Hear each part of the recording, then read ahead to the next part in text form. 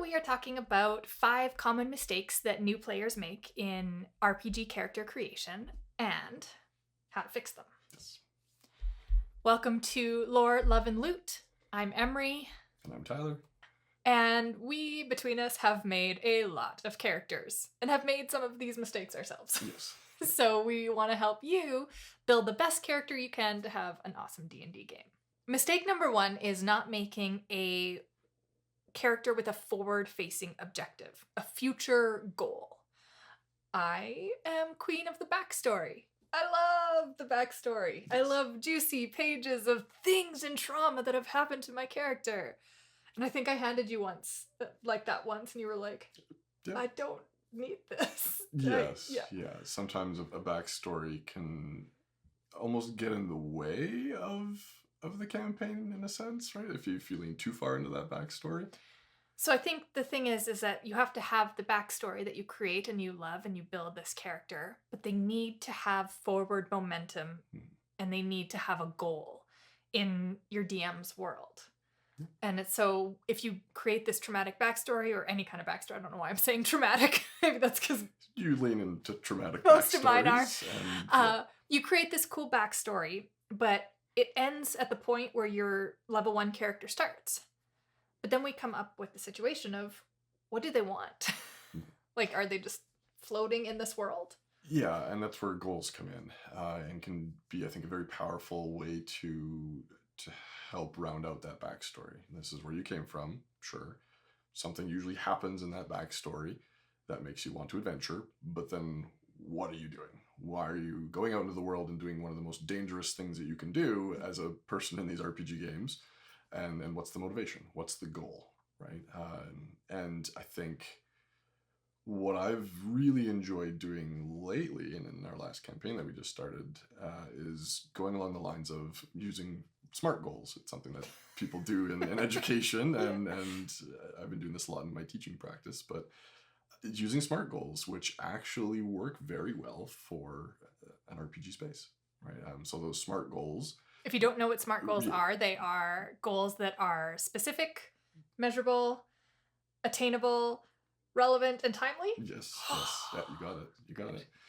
Right, make them specific, and this is probably one of the bigger ones. Not just I want to be famous, right? Like, what would make you famous? What in the world that the DM has presented you with would make you famous? I want to present the ballad of whatever to the king at his coronation or something. That would make me famous. So how do you get there, right? How do you get to that point as that character? Mm-hmm. So making a forward-facing goal and knowing your character's why, instead of just creating a beautiful backstory and starting session 1 at nothing.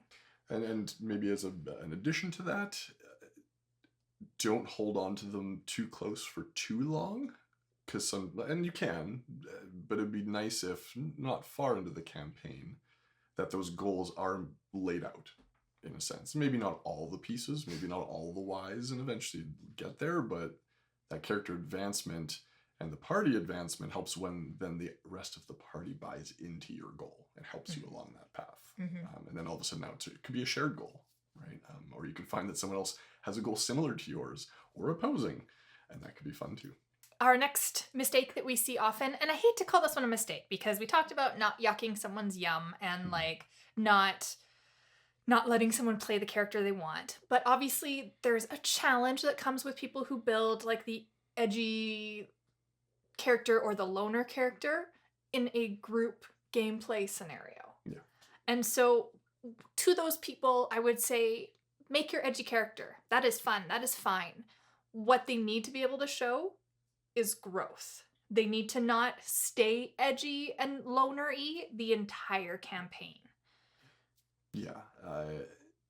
And I think something within this as well that can help is that you can start there, right? Absolutely. And one of the things that gets difficult, because it is a cooperative game, is when these traits are pulled into your group as well. So if you're the loner character also in your group and you don't talk to anyone, it's a cooperative game. Yeah. You're kind of losing the point of the cooperative game is to interact with everybody. If you're making someone who steals often, don't steal from your party, because that just makes conflict, and usually it's table conflict, not character conflict, right? So steal from other people, that could add tension and add stakes, but pull that away maybe.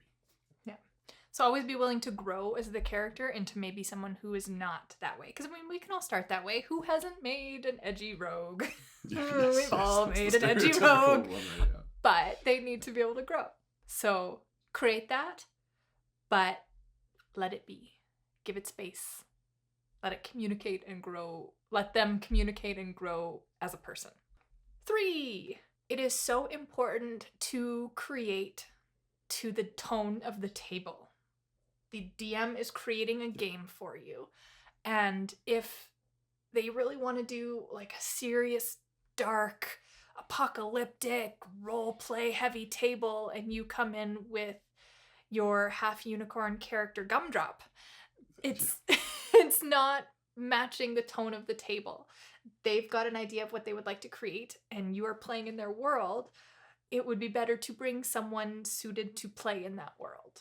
Yeah, and this goes along with having a good session 0 and making sure you establish what the tone is going to be. Make sure everyone's on board. If someone really isn't going to buy into that, there's conversations around, is this the game for them? But once you've decided and once you've picked a tone, build to it. You can go a little bit adjacent, and that can be fun to round out a party, but you don't want to bring Smash Face to a serious game, right? Same with, it goes the other way around. If you've got a group of people that want to just sit down and play and have some fun and some laughs, then make some funny characters. Because if you're the one person that's going, I am the serious character and everything you're doing is wrong and I have morals and no one else does, then you might be the odd one out too in that game. Yeah. So build to the tone, build to the campaign. And our 4th point comes kind of in the same pocket of you are at a table with a group of people. Unless your DM states that you are all meeting for the first time in session 1 or along those lines, use your party members to create backstory with, to create connection with. We're going to talk at a later date about our session 0 and how we created at our current table, how we created all sorts of interconnected characters that started then journeying together. But it saves you from the awkward session 1 where everybody has to like introduce or talk to each other or doesn't know what to say. Yeah. If you already have a basis with that character, you came from the same town, your siblings, your exes, that one's fun. You have even just shopped at the same place and seen each other there often. Like just some kind of familiarity that gives you a jumping off place for role playing. It's huge. It is. And I think it's such a strong thing that you can do in these games. And we didn't start doing these for a long time. No. Everyone would kind of make their characters at the table, and we'd make our, pick our class, pick our all the other pieces, and then kind of separate and build your backstories in isolation. And you're missing so much by doing that, because you're missing some collaboration with the DM of, hey, what are the pieces in the world? How can I connect to them? And then how do I connect to the other players? And it can be in subtle ways, and it can be in really, really heavy ways, right? Because some of those subtle ways could even be, we had the same mentor. Maybe we never even crossed paths, but we have a connection somewhere. We have a person. And if, let's say, that mentor goes missing, all of a sudden we've realized we're on the same, and we talked about goals earlier, we have the same goal now. We have something in common that can help drive our character progression and drive story. So use your group. You're sitting at the table with them. You might as well interact with them and build an easy channel to role play. And the final mistake we see new players make sometimes is around the concept of flaws, right? The character sheet that you're given has the concept of personality trait, bond, flaw. What am I missing? Ideal. And often characters will be so attached, they'll either not give their character a flaw. So this is hero McHero, and they are saving everything and are perfect and have flowing blonde hair in the wind. And you know what I mean? Like there's just, that character can do no wrong. They've got no instinct in them doing the wrong thing. Yeah, and I think one thing that I've noticed with some character creation is we've made many campaigns and many characters along the way. And when I look through some of those lists of the flaws, especially, sometimes the personality traits too, but some of the flaws are not very actionable. Yeah. They're things that are never going to show up at the table. And I would try to avoid those if you can, because they usually just get forgotten. And then it turns into, I don't have a flaw. Yeah. Right? So when you think about actionable flaws, it's something like I get really nervous around nobility. I can do that when we come around nobility. I can say, my character is kind of slinking to the back and acting really nervous. And then maybe in your backstory, you create something from that, right? Mhm. Why are they nervous around nobility? So you can build an actionable flaw that will actually show up in the game.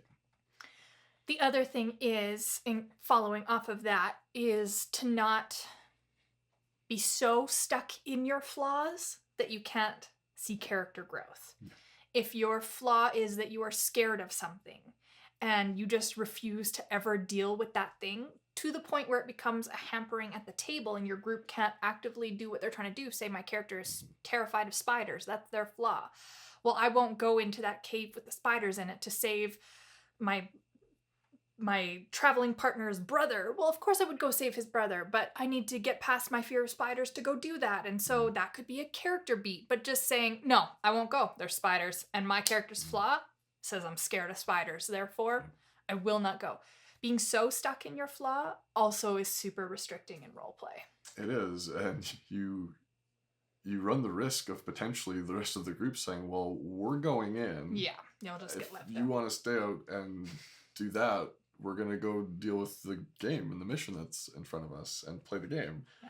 So it's really hard to get past that flaw as the group. And now they have a conundrum. Does it turn into PvP or does it turn it and that's a slope.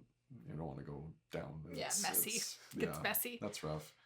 And I would say that it can show up and it should show up. There should be that flaw and you should bring it forward and you're scared and let's use the spider one. Yeah. You tell the table, you notice that my character is scared and they're visibly shaking or whatever it is that they show how they show that flaw. Make a point of it, but find a way to push past it if you can, right? Let it be a group building activity. and we've had that. Yeah. The hard part is that if that then happens again and again and again, not that you're probably going to find a cave of spiders over again and again, but if that same flaw keeps coming up over and over and it keeps being a detriment every time, it's potentially debilitating to a party to go, well, wow, what do we do then? And guess what? There's nothing saying that you can't pick a new flaw as your character builds. So if they get over their fear of spiders, pick something new. Yeah.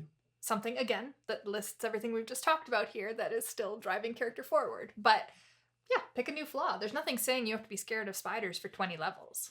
Yeah, these characters are powerful. They can overcome physically these things, and maybe that can help you mentally overcome them a little bit. Sure, you might still be a little scared, but you can push past it potentially, right? If you want to check out some other tips on being a strong D&D player and how to make your DM happy about having you at the table, you can check out our video on player tips. And otherwise, we will see you next week. So use your group. You're...